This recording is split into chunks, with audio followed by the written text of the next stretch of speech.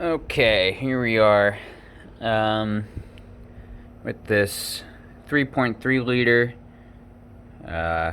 2010 Dodge Grand Caravan. It has the 41 TE transmission, the 3.3 V6, and today I am replacing the solenoid, the shift solenoid pack right there. So yeah, it's a relatively simple job as long as I can get to everything. I haven't done this specific one, but I'll give you a quick little example here. This is the solenoid pack right here. So if you're looking at it, this is what you would see under the hood. This is at the front, and then so the solenoid pack's right here. So, you know, right there. So there's 3 bolts that hold it in. They're pretty long bolts. Obviously you can see where they go, but 3 bolts, and then there is a bolt also holding in the wiring harness. There's a speed sensor that goes right here. You have to take that out to get to this bolt, but it is, well, I don't know exactly which size it is. When I was at the auto parts store, I had them grab me one of the ones that they sell, and it was a 1-inch socket. So I bought a 1-inch and hoping it's the same. If not, it's gonna be interesting. So yeah, right now I got a fan running under it, trying to cool the thing down, because it just got here and it's still pretty hot. So I think I'm gonna give this a few more minutes to cool down. Yeah, that's still a lot warmer than I want it to be. So we'll get this bit to cool down and then we'll get started. Alright, well, my camera stand just broke, so I have to record the rest of this video in the worst way possible. So we're here a little bit later. The engine's cooled down quite a bit. I mean, this is just about the only thing that's still warm, and I can touch it, so it's fine. First, we're gonna start with disconnecting the battery. So I'm gonna remove the negative terminal. Okay, so now with the battery disconnected, you're going to take a 7mm and right there. Oh goodness, it cannot focus with all this stuff in the way. But that's a bolt right there. So you gotta take, goodness gracious, there's too much stuff in the way for it to focus. Yeah, right there is a bolt inside that wiring harness.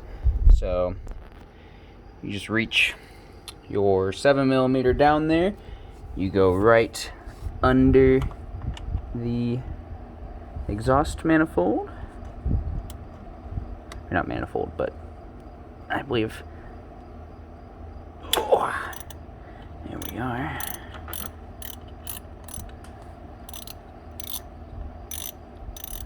Now I believe the bolt stays inside the connector.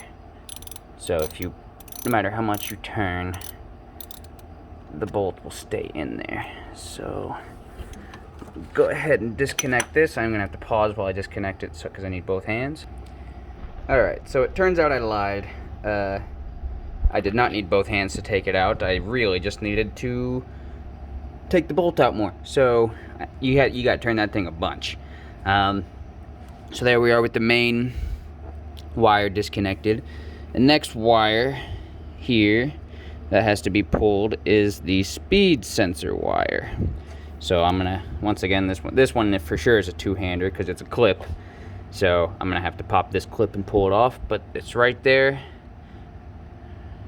And the reason you got to pull this is there's a bolt right below it that needs to come out. So once again, come back over here. The speed sensor goes in right here, and the bolt's right here.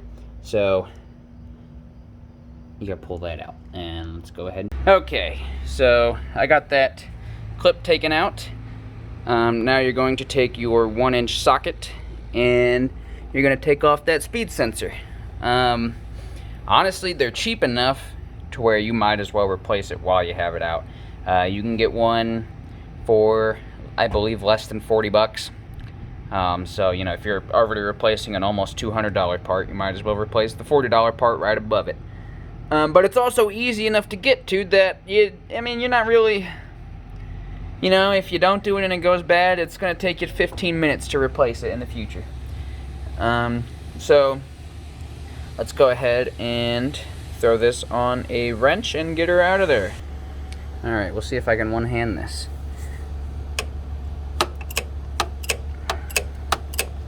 It is a plastic part.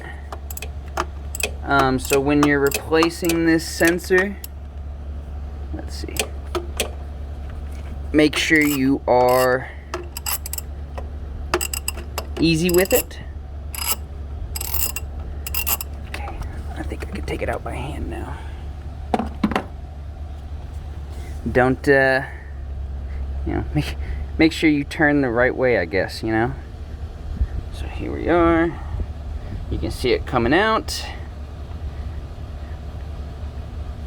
Booyah. And there she is.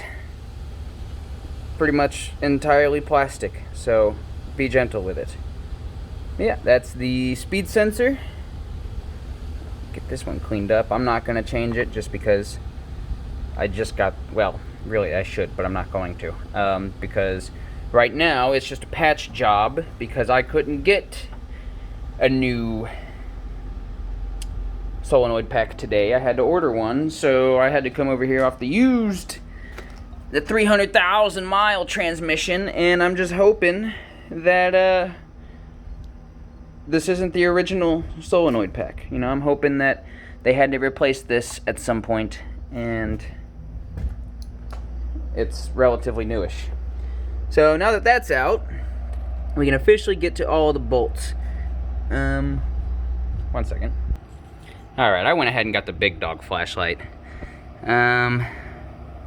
Right there's one of the bolts. Believe it or not, that's actually one you can just get to. Right there is the one that you have to remove that sensor for. And then you can just barely... the other bolt is right over there. I mean, it's, you know, it's back there, but it's there.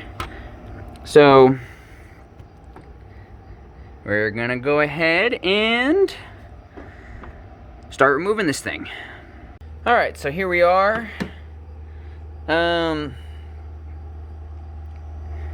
What you're gonna do is you need your 10mm. Hopefully yours isn't in the abyss. And an extension to get past all the wires and lines and everything. You're just gonna take these 3 bolts out. Well, there goes the light. So I'm going to try to record as much as this as possible, so that way I'm not, you know, just doing it where I'm basically showing you everything afterwards. So let me bring this in. You can see the head of it there. It's blurry, but you know what? That's alright.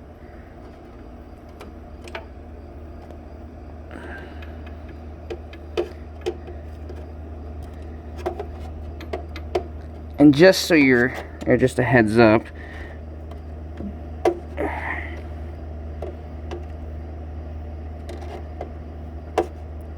okay, there we go. Just a heads up, I am gonna have to pause this while I take them out because I won't be able to hold it flush. When I took them off of that one, they were very tight. So, you know, just remember counterclockwise, and you should be good. But they are pretty tight. They might crack loose. My fingers are crossed for all of you that yours doesn't break.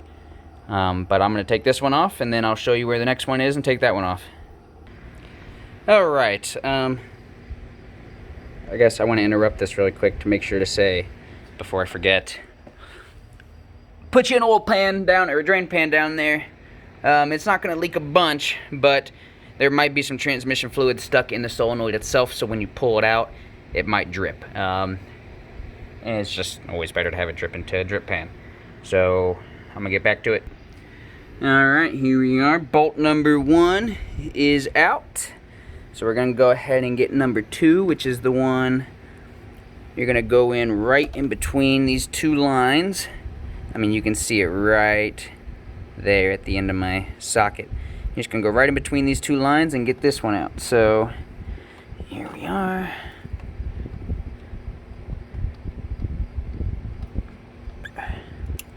Alright, I'm on it, so I'm gonna go ahead and break this one loose and get it out, and then on to the next one. Alright, there we go. Number 2 is out.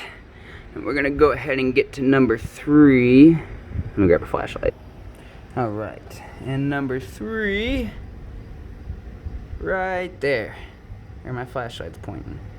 So I'm gonna go ahead and take that one out. This is gonna be probably the most difficult one to get to with this exhaust here in the way, but my extension should be short enough to fit my wrench down in there. So yeah, I'm gonna go ahead and get that one out now. Alright, that third and final bolt is out. Goodness, the focus is having an awful day. That final bolt's out. Let's see. Okay, yeah, it's too stuck on there just to pull it off. Okay, I'm gonna have to loosen it with a hammer. Not a hammer, but a rubber mallet. So I'm gonna grab that mallet and give it a few love taps. Okay, so here we are. This is the bottom of the solenoid right here. I'm gonna give it some love taps. Nothing hard. Just some nice, gentle taps to get it up and out of here.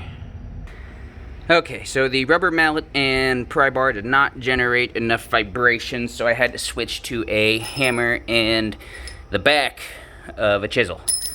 And that got enough vibration to get it loose. And then, let me move my trip pan back.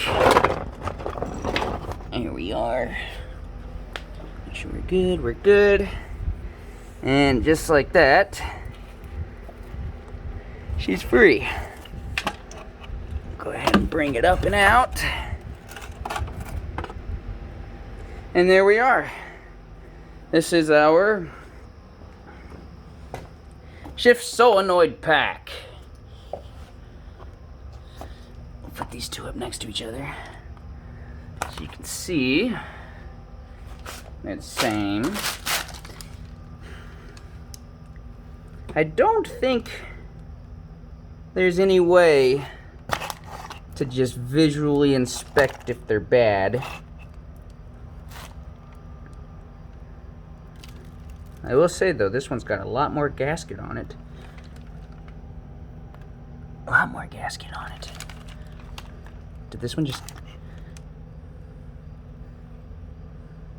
Interesting. Yeah, so there you go. That's how you take it off. And I need to be smart and keep these separate because this is the one that's going back on there. So I'm gonna get this one all cleaned up, and then I'm waiting for some gasket. So I'm gonna clean off the gasket, put some rubber gasket on it. I'm gonna have to hopefully this one gets me through a couple of days while the other one's being delivered, because that one will not leave, at least I'm hoping that's the reason, but that one will not leave second gear. So waiting for the gasket to get here. I'm going to clean the old gasket off of this one, get this all cleaned out, and we'll go from there. So I'm going to stop this here, and we'll be back when I get the gasket.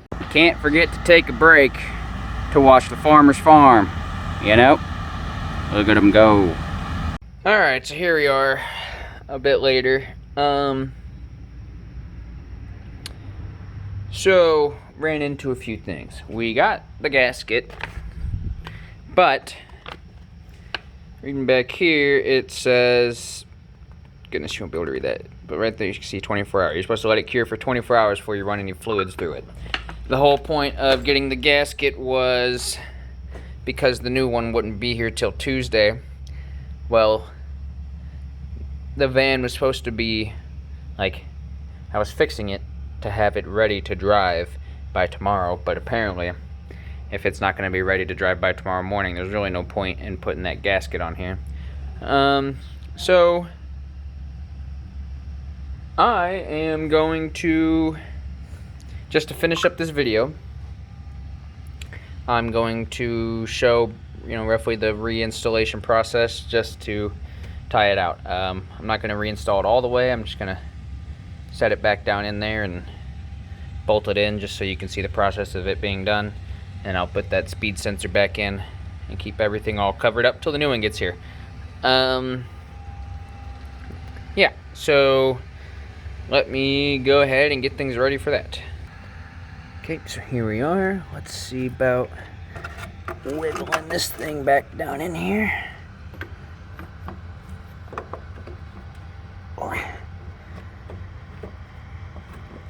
You got a plug in the way. Move that. Alright. Oh, one thing to keep in mind, since I already put that other one back in there, I'll show it on this one. If you look here, you can see how 2 of these are protruding, but the other one isn't.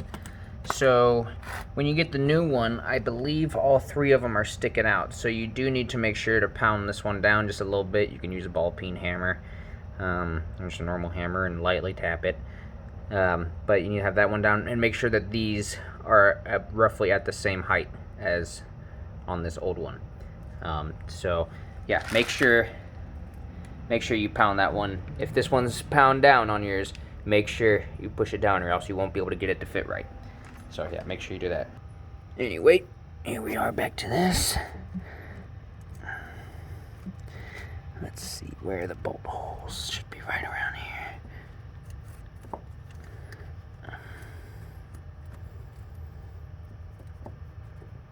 Okay. Oop.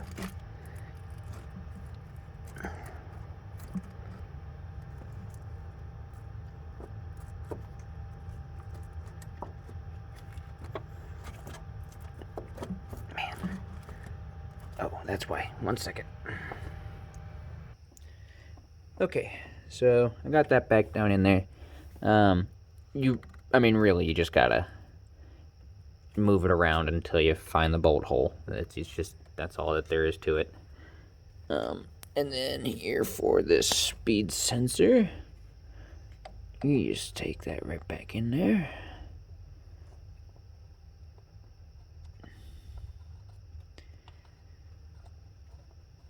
And twist her on up. I do not know off the top of my head what the torque specs are for any of these. This is plastic, this sensor plug right here, so be careful with that. I would say definitely look up the torque specs for these bolts. I do not, like I said, I don't know them off the top of my head. Okay, this is as far as I'm gonna go. It's pretty well put back together. I'm not tightening that bolt down. I'm not torquing anything down because it's all coming back out here in another day or so. As much as it sucks to put it back up here, there's not much to do till the new one comes in. So, yeah, that is pretty unfortunate. I think on Tuesday when that thing comes back in, I will, okay, so, yeah, on Tuesday, that thing should be getting delivered. I'm going to re-pull all this back out, and I need to scrape that gasket down a little bit more on the transmission side, because I got the one off of the part, but not the one off of the transmission, like the pieces off of the transmission. So I got to do that, and then put the new one on, and then hopefully we should be good to go. But for now, that's it. Thanks for tuning in.